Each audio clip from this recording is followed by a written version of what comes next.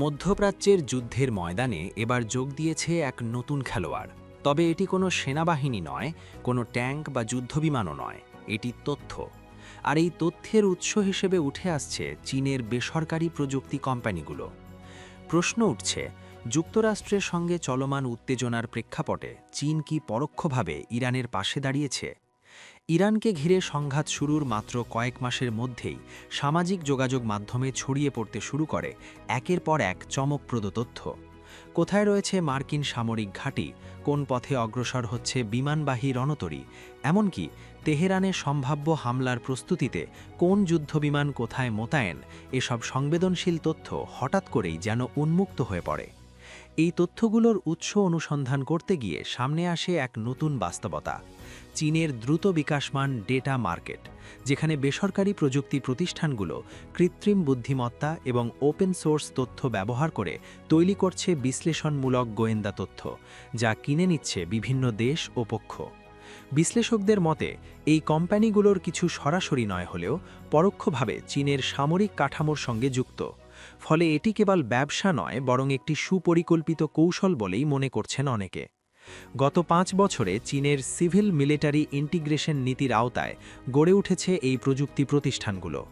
এই নীতির মাধ্যমে বেসরকারি প্রযুক্তিকে ধীরে ধীরে সামরিক শক্তির সঙ্গে যুক্ত করা হচ্ছে, আর মধ্যপ্রাচ্যের চলমান সংঘাত যেন তাদের জন্য এক বাস্তব পরীক্ষার ক্ষেত্র হয়ে উঠেছে।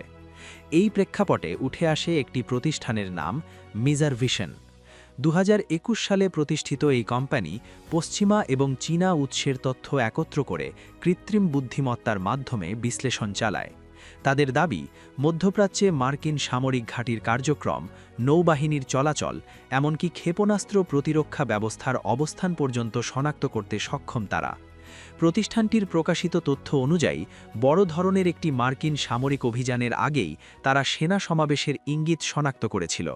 বিশেষ করে দুটি বিমানবাহী রণতরী বহরের অগ্রযাত্রা তাদের নজরে আসে, যা সম্ভাব্য অভিযানের প্রস্তুতির ইঙ্গিত দেয়।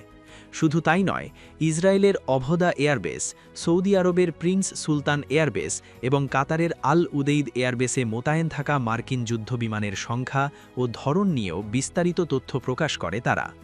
এদিকে আরেকটি চীনা প্রযুক্তি প্রতিষ্ঠান জিং আন টেকনোলজি দাবি করেছে তারা নাকি মার্কিন B-2 স্টেলথ বোমার বিমানের মধ্যে যোগাযোগের তথ্য সংগ্রহ করতে পেরেছে। যদিও পরবর্তীতে সেই তথ্য সরিয়ে ফেলা হয়, তবুও এই দাবি ঘিরে আন্তর্জাতিক মহলে তীব্র বিতর্ক সৃষ্টি হয়েছে।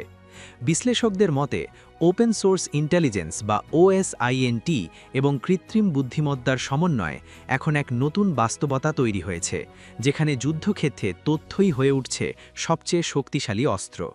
সব মিলিয়ে মধ্যপ্রাচ্যের এই সংঘাত এখন আর শুধু অস্ত্রের লড়াইয়ে সীমাবদ্ধ নয়, এটি পরিণত হয়েছে তথ্য, প্রযুক্তি এবং কৌশলের এক জটিল যুদ্ধে, যেখানে প্রতিটি তথ্যই হতে পারে একটি নির্ণায়ক শক্তি।